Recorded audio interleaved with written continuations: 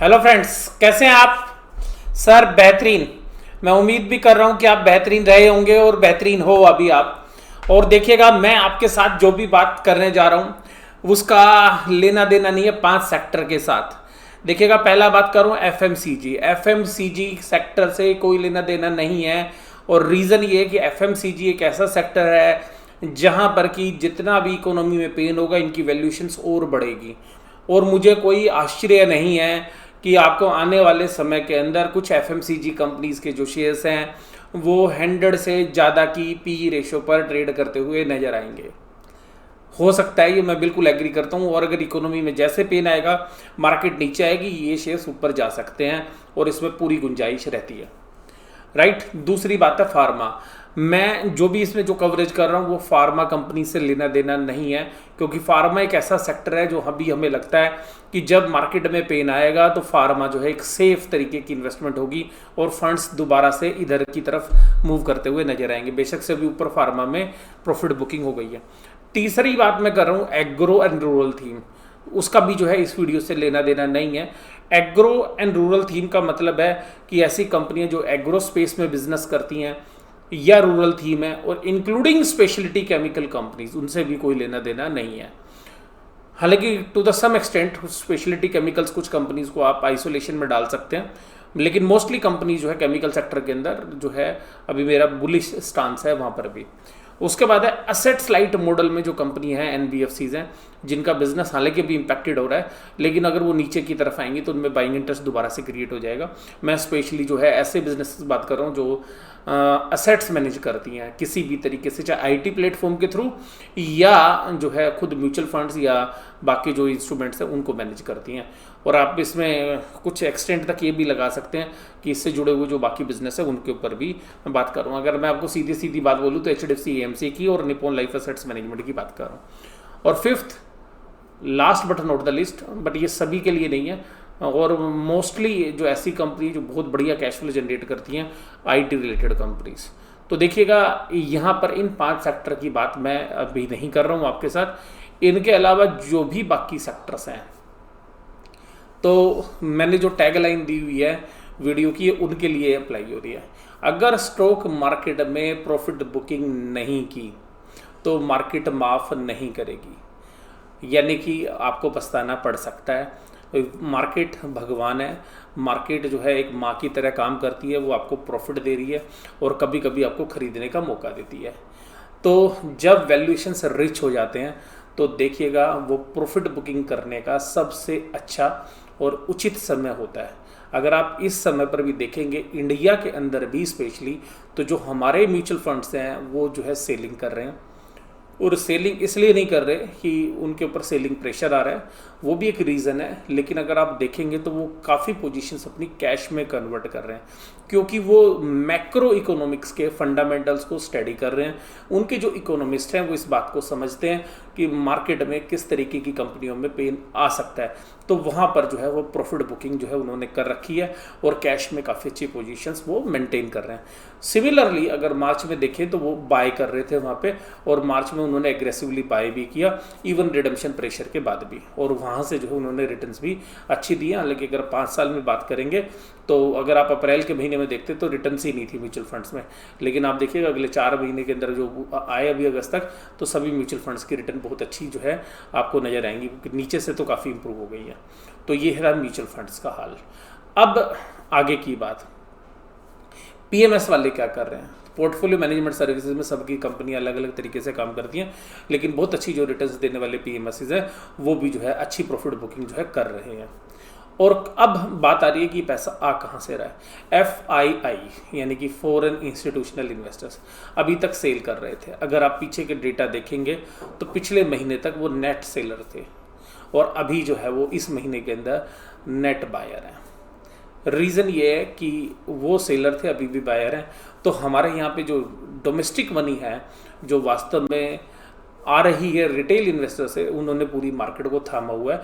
और यहाँ पे से कुछ HNI इन्वेस्टर्स भी उसमें इंक्लूड है, हाई नेटवर्थ इन्वेस्टर्स, तो वहाँ से भी जो है एक अच्छी बाइंग आ रही है। अब उसके सामने जो है FIs ने जो है घुटने टेक दिए हैं।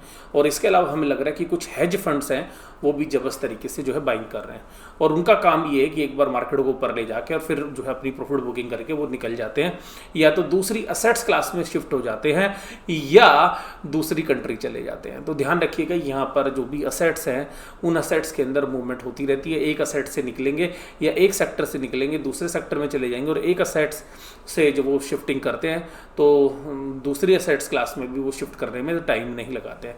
तो आप देखिएगा कि गोल्ड के जो प्राइस जिस तरीके से भी करेक्ट हुए, तो हो सकता है दोबारा से आपको गोल्ड ऊपर चलता हुआ नजर आ जाए, या किसी दूसरी तरीके की जो असेट्स क्लास है उसके अंदर उनकी जो है लिक्विडिटी वहाँ पे शिफ्ट हो जाए।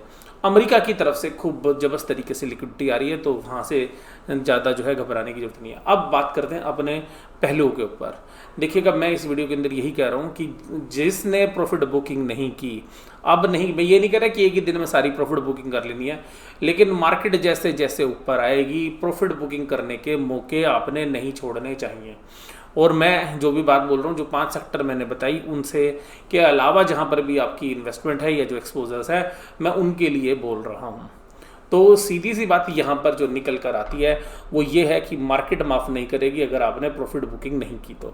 और प्रॉफिट बुकिंग कब करनी है ये तो देखिएगा आपने डिसाइड करना है, क्योंकि आपके शेयर्स के क्या प्राइजेस हैं क्या नहीं है वो डिपेंड करता है।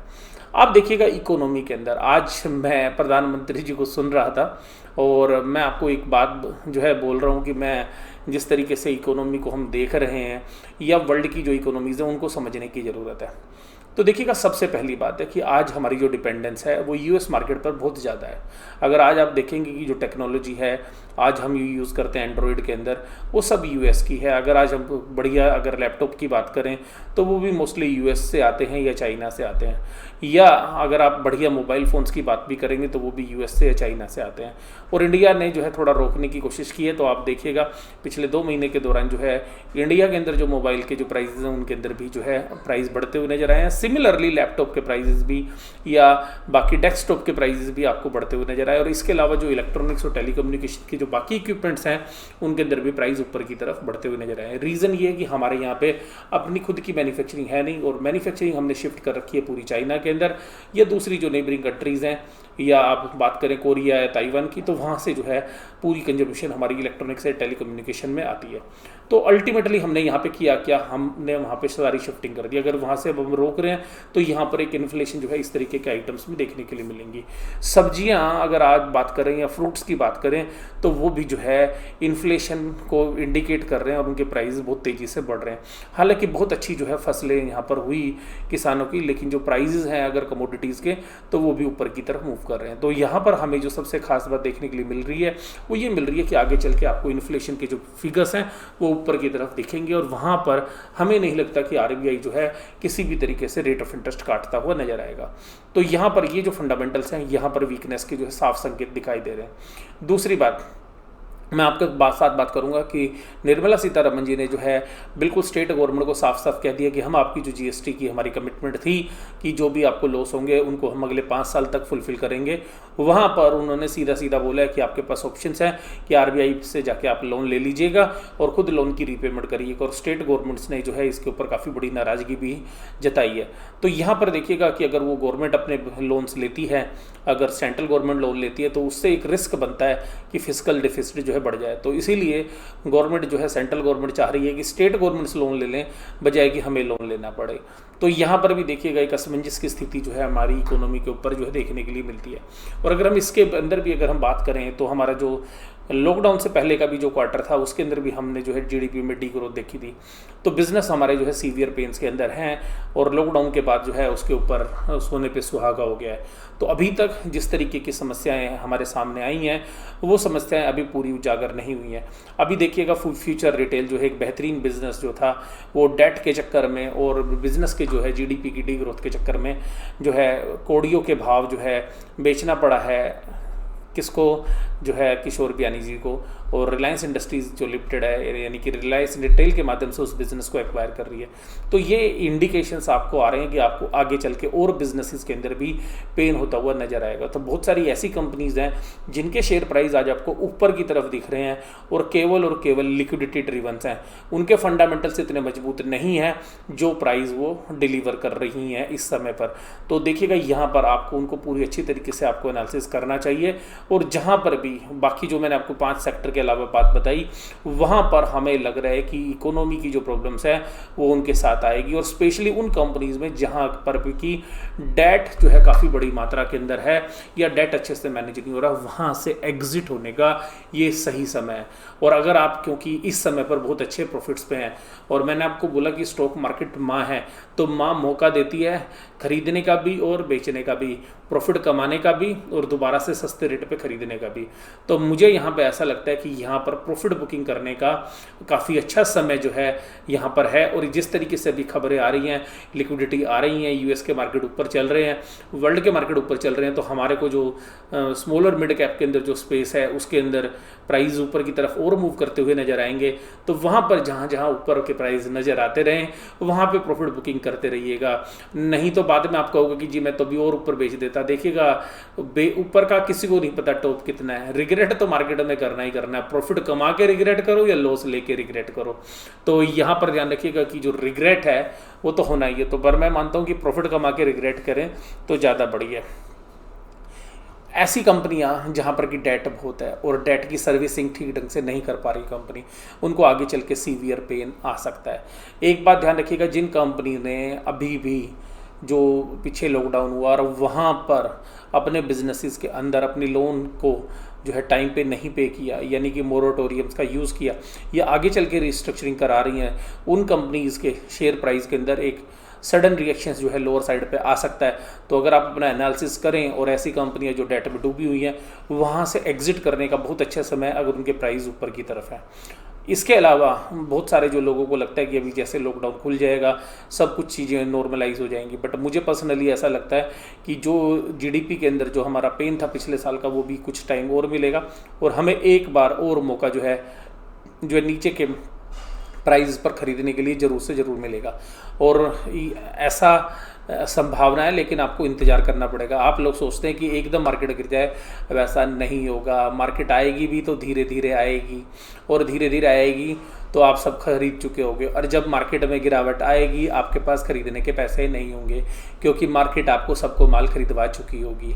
जो बड़े प्लेयर्स हैं वो इस बात को जानते हैं कि देखिएगा अभी आप लोगों के पास पैसा है और पैसे आप लेके बैठे हुए हैं। सब लोग अभी ये सोच के बैठे कि मार्केट गिरेगी और इस गिरने के चक्कर के अंदर ही मार्केट और ऊपर जाएगी, और उसमें क्या होगा, जो लोग नहीं खरीद रहे थे वो खरीद लेंगे। उसके बाद मार्केट अगर वो नीचे की तरफ गिरेगी तो भी लोग खरीदेंगे, चलो पहले से तो सस्ता मिल गया।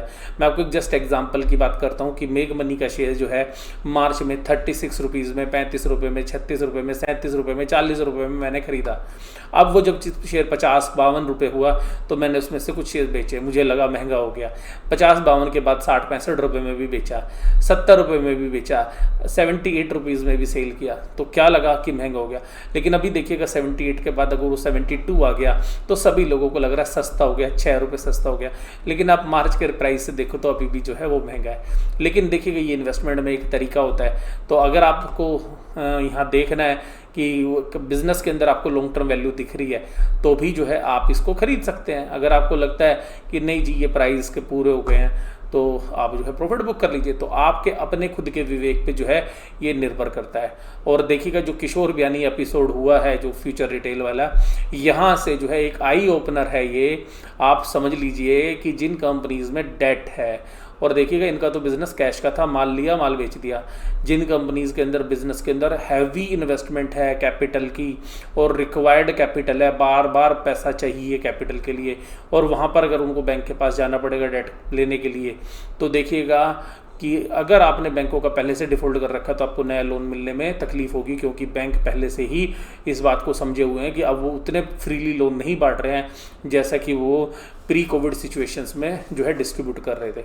तो यहाँ से देखिएगा जो फंडिंग लेने में भी जो है जो बिजनेसेस पहले से ही लीवर्ड हैं उनमें प्रॉब्लम्स आएगी।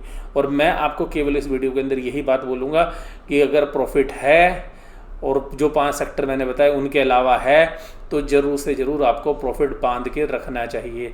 मार्केट में भी और पॉजिटिव सेंटीमेंट क्रिएट होगा, जो भी नेगेटिविटी थी उस अगर प्राइस ऊपर जाएंगे अपने आप पॉजिटिविटी आ जाती है, और जब सब कुछ पॉजिटिव होगा तब मार्केट करेक्ट होनी शुरू होगी। हो सकता है कि मार्केट अभी आपको और इंतजार कराए। फंडामेंटली मार्केट वीक है, इस बात को आप समझ लीजिएगा।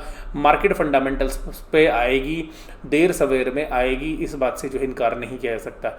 और सबसे खास बात ये है कि यहाँ पर जो हम लोगों की खरीदने की या हमारे खर्च करने की प्रवृत्ति है, जो टेंडेंसी है, जिसको हम जो है ये बोलें कि जब हमारी इनकम बढ़ती है तो हम किस तरीके से खर्च करते हैं, या इनकम घटती है तो किस तरीके से खर्च करते हैं, जिसको हम मार्जिनल प्रोपेंसिटी टू कंज्यूम बोलते हैं, एमपीसी। तो एमपीसी के अंदर भी जो है आपको चेंज आएगा। और एवरेजली जो हम कंज्यूम करते हैं अपनी इनकम का, जिसको हम एपीसी बोलते हैं, यानी कि एवरेज प्रोपेंसिटी टू कंज्यूम, उसके अंदर भी जो है मुझे लगता है नेगेटिविटी की तरफ जो है रुख होगा, यानी कि एवरेज कंजम्पशन जो है हमारी घटती हुई नजर आएगी, जिसका असर जो है आपको पूरी इकोनॉमी के अंदर एक दोबारा से साइकिल के रूप में आपको डी ग्रोथ देता हुआ नजर आएगा। इसके अलावा गवर्नमेंट ने जिस तरीके की जीएसटी के रेट्स बढ़ाए हुए हैं, गवर्नमेंट की रिकवरी नहीं हो रही है, गवर्नमेंट के पास टैक्स कम करने का कोई चारा नहीं है, तो टैक्स कम नहीं होंगे। दूसरी बात, बहुत हालांकि फॉर्मूला लगाया था जी ऑटो पे लोन हो जाएगा, ऑटो के ऊपर जो है जीएसटी ज़्यादा है, कम कर देंगे। देखो जी, जीएसटी की जो काउंसिल की मीटिंग हुई उसमें बात भी नहीं हुई कि क्या जीएसटी होता है, उन्होंने पूछा ही नहीं भाई साहब क्या ऑटो को रेट कम क्या रहे। भैया उनके खुद के आर्टिके हुए हैं, स्टेट गवर्नमेंट पहले चिल्ला रही है, सेंट्रल गवर्नमेंट में पैसा नहीं है, पहले ही 3 लाख करोड़ का डेफिसिट आपका आ रहा है। उसके बाद आप देखिएगा सबसे खास बात, अब अगर ये लोन लेने जाएंगे सेंट्रल बैंक तो इंटरनेशनल एजेंसी डाउनग्रेड कर देंगी इंडिया की रेटिंग एजेंसी, इसलिए सरकार डरी हुई है, वो भी लेने नहीं जा रही। तो अल्टीमेटली यहाँ पर सरकारों के पास जो सैलरी वाली जो कंपोनेंट है, जो सैलरी देने गवर्नमेंट एम्प्लॉयज़ को, वो वाला फिगर काफ़ी बड़ा फिगर है, और उसके सामने रेवेन्यू जनरेट हो नहीं रहे। और जो स्टेट गवर्नमेंट्स हैं उन्होंने भी देखो जी वो प्रॉपर्टी के रजिस्ट्रेशन के पैसे घटाने शुरू कर दिए। क्यों घटाने शुरू कर दिए? क्योंकि उनके पास प्रॉपर्टी के रजिस्ट्रेशन कराने के लिए लोग ही नहीं आ रहे थे, रियल एस्टेट में आ ही नहीं रहे, तो उनको लगा कि चलो कम करके देख लेंगे। कोई यहाँ पे इकोनॉमी के लिए नहीं कर रहे हैं, गवर्नमेंट को खुद जो है संकट के अंदर है। अब गवर्नमेंट जो है आरबीआई से लोन लेगी, स्टेट गवर्नमेंट आरबीआई से लोन लेंगी, तो आप ये समझिएगा कि इस साल का जो बजट है वो तो खराब हो ही रहा है, और अगले साल कैसे मैनेज करेंगी ये भी एक समस्या है, क्योंकि आपकी जो इकोनॉमी है वो स्लो डाउन हो गई है। और जिन लोगों की नौकरी छुट्टी है, जिनको सैलरी कट है, या पिछले 6 महीने से जो लोग बैठे हुए हैं, देखिएगा बहुत बड़ा सेक्टर अनऑर्गेनाइज सेक्टर के अंदर था। जैसे अब टीचर के अंदर ही बात करें तो टीचरों को सैलरी कम मिली है स्कूल से, प्राइवेट स्कूल के अंदर। जो कोचिंग बिजनेस के अंदर थे, उन कोचिंग बिजनेस वालों के अंदर तो बेचारों की कमाई नहीं रही, उनकी तो और नहीं। अब उनके जो लोन्स हैं वो कैसे रीपे होंगे, उनके हाउसिंग लोन, उनके गाड़ियों के लोन, उनके पर्सनल लोन, तो आप समझिएगा। तो कोचिंग इंडस्ट्री वाले बड़े, आप कहोगे कि सर ऑनलाइन से हो गया, लेकिन ऑनलाइन से इनकम तो नहीं होगी ना उतनी। ऑनलाइन पे आपने शिफ्ट तो कर दिया, लेकिन ऑनलाइन से रेवेन्यू तो जनरेट नहीं हुआ। 6 महीने में आपका कोई नया कस्टमर तो ऐड ही नहीं हुआ, और ऑनलाइन में आपको वो रिटर्न्स भी नहीं आई। तो सिंपल सी बात यहाँ पर देखने के लिए ये मिल रही है कि इकोनॉमी के अंदर स्लो डाउन जो है अभी आएगा, लेकिन उससे पहले बड़े प्लेयर्स आपको नई चमक चांदनी दिखाकर, मैं आपको सिंपल सी बात बोल रहा हूँ, चमक चांदनी दिखाकर आपको माल चिपका जाएंगे और माल आपके हाथ में होगा। मैं आपको यही कहूँगा कि माल तो खरीदना है, माल खरीदना है, छोड़ना नहीं है। कौन सा खरीदना है? जो सस्ते भाव पे मिलेगा, और अभी भी सस्ते भाव पे मिल रहे होंगे कुछ शेयर्स। तो जिन सेगमेंट पे किसी का रुझान नहीं है वहाँ पे शेयर्स अभी भी हैं, या मैंने आपको जो 5 सेक्टर बताए वहाँ पे शेयर गिरने के बाद दोबारा भी खड़े हो जाएंगे, क्योंकि स्लो डाउन अगर इकोनॉमी में होता है तो उन सेक्टर में पेन कम होगा और पैसा ऐसी जगह शिफ्ट होगा जहाँ पे मार्जिन ऑफ सेफ्टी ज़्यादा है। इसीलिए मैंने आपको बात करी फार्मा की, एफएमसीजी की, आईटी रिलेटेड कंपनीज की, जो या रूरल या एग्रो थीम है। तो यहाँ पर आप देखिएगा कि इन थीम्स के ऊपर जो है काम होता हुआ आपको नजर आएगा।